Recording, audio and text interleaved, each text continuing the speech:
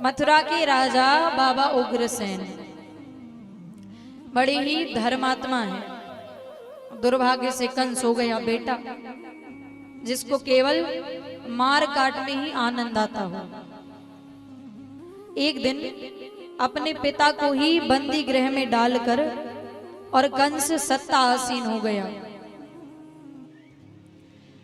और जनता में अपना माहौल बनाने के लिए इसने अपनी चचेरी बहन देवकी का विवाह वसुदेव जी के साथ कराया।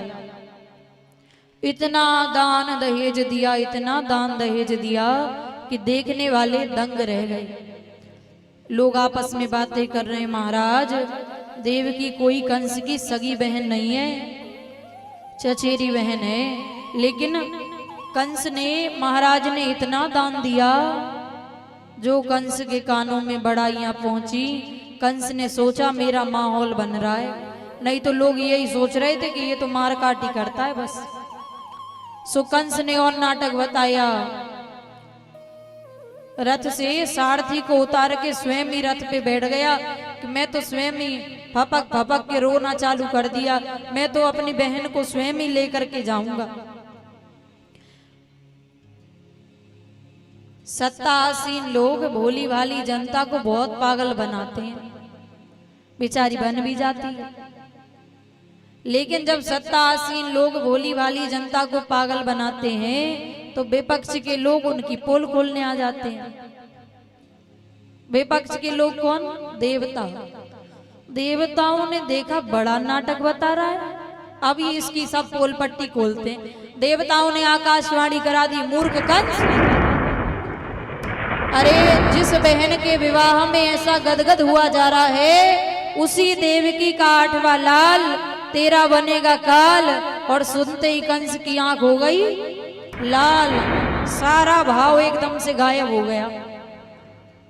कंस ने केश पकड़े देवकी जी के और रथ से नीचे पटक दिया, निकाली तलवार, मारने ही लगते हैं कि वसुदेव जी ने हाथ पकड़ा, महाराज छोटी बहन बेटी के समान होती है, भरी जनता के बीच आप छोटी बहन पर हाथ उठा रहे हैं।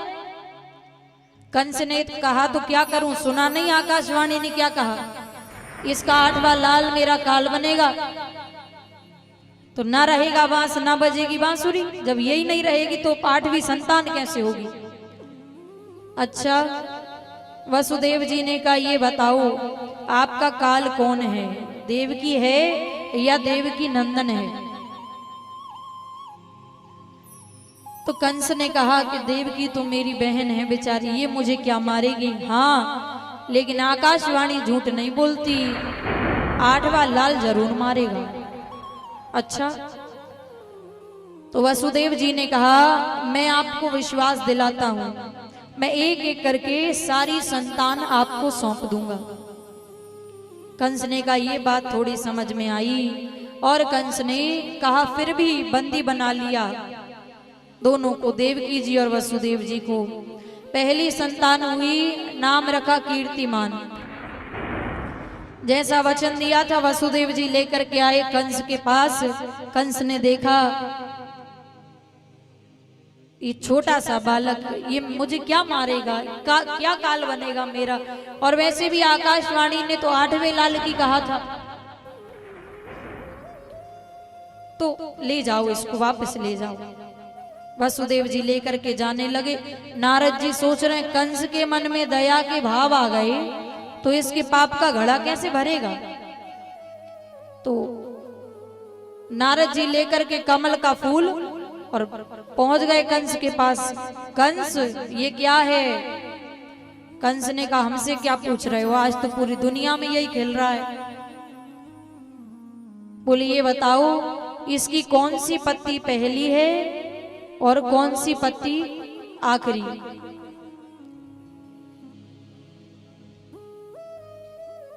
कंस ने देखा, यहां से गिने तो पहली, इधर से गिने तो आखिरी, हर पत्ती आखिरी है, हर पत्ती पहली है। अरे महाराज अब मैं समझ गया नारद जी क्या कहना चाहते हो।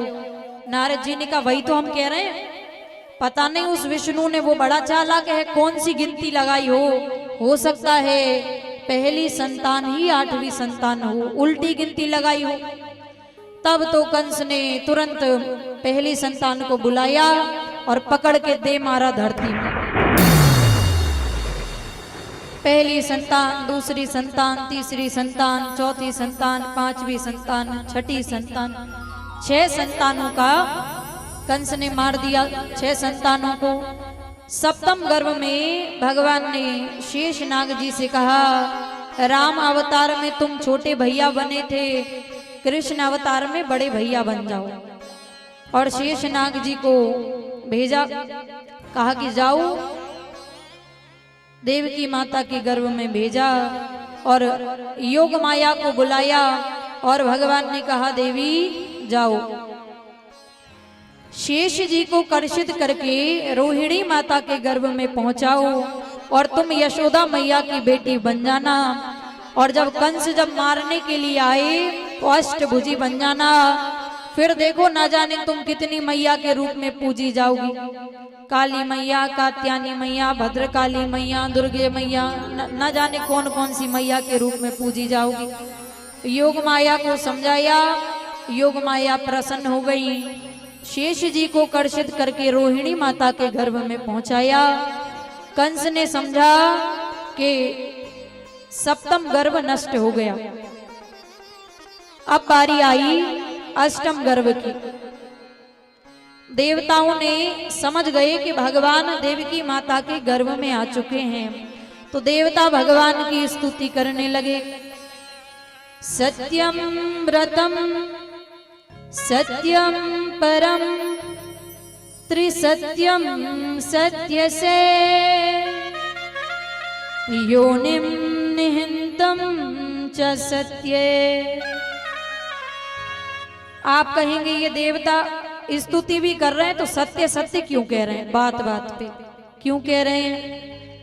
देवता डर रहे हैं, देवता सोच रहे हैं कि ये भगवान जहां पे ये जन्म लेंगे, जितने भी असुर हैं सब इनके रिश्तेदार बने बैठे हैं, कोई मामा बना बैठा है, कोई फूफा बना बैठा है। कहीं ऐसा ना हो कि रिश्तेदारी देख करके मारे नहीं छोड़ के चले जाएं। तो देवता कह रहे हैं आप सत्य हो, आपका व्रत सत्य है, मामा हो फूफा हो किसी को छोड़ के नहीं जाना, सबको मारना है। और यहाँ भादों का महीना आ गया, कृष्ण पक्ष आ गया, रोहिणी नक्षत्र आ गया, मौसम ही अलग है। क्यों है अलग है? ऐसे आलस में बैठे रहोगे तो भगवान का जन्मोत्सव होगा? सीधी बैठ जाओ, पहले तो आड़ी टेढ़ी बैठी।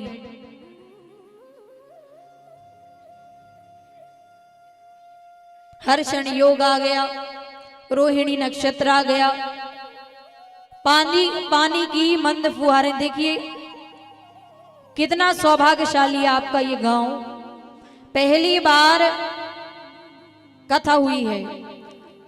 और जैसे ही हमने कल कहा कि भाई कृष्ण जी का जन्म होगा, तो देखो मौसम देखो जरा, रात भर पानी गिरा। भगवान ने कहा लो इनकी कथा सफल कर दे। ये यज्ञों में कथाओं में पानी गिरना बहुत शुभ माना जाता है। यदि पानी गिर जाए समझ लो भगवान स्वयं प्रसन्न हो गए, और होंगे ही। रतनपुर के लोग रतन जैसे ही तो हैं बिल्कुल, क्या बताएं, जितनी तारीफ की जाए उतनी कम है। महाराज मध्य रात्रि के 12 बजे भगवान देवकी जी और वसुदेव जी के सामने विराट रूप में प्रकट हो गए।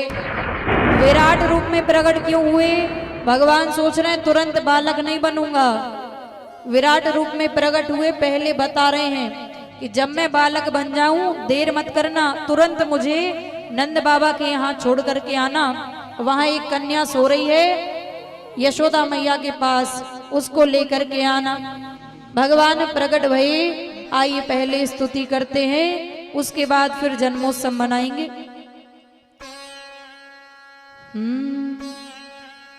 भय प्रगट गोपाला दीन दयाला यशोमति के हितकारी।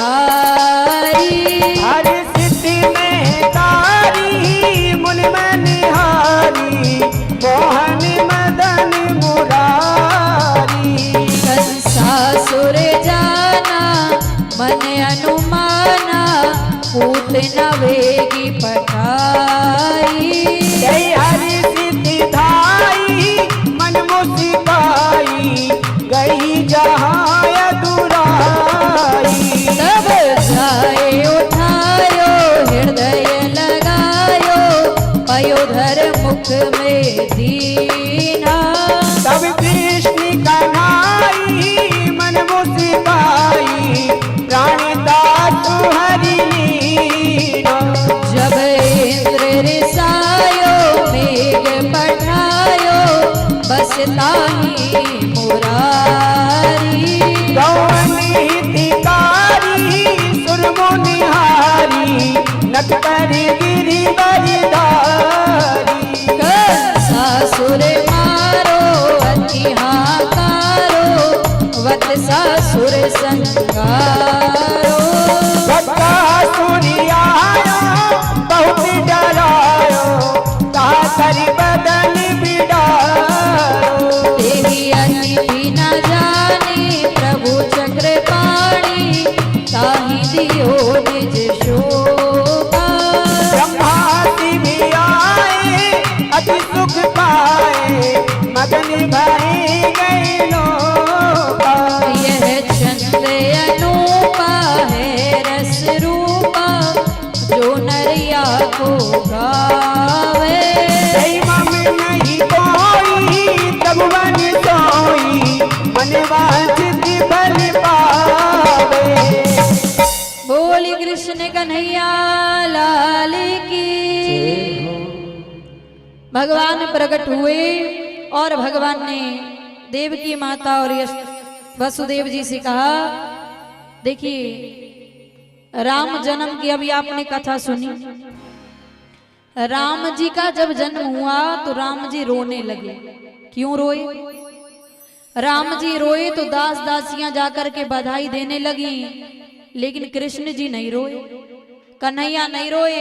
भगवान सोच रहे हैं राम अवतार में रोए थे तो दास दासियां बधाई लेके आ गए थे, कृष्ण अवतार में रोए तो मामा जी लाठी बंदूक लेके आ जाएंगे, इसलिए रोना गाना नहीं है, चुप रहना है। और भगवान बिल्कुल चुप। वसुदेव जी लेकर के और भगवान को अब जा रहे हैं। मूसलाधार बारिश हो रही है, शेष नाग छत्र छाया भगवान की बनाए है।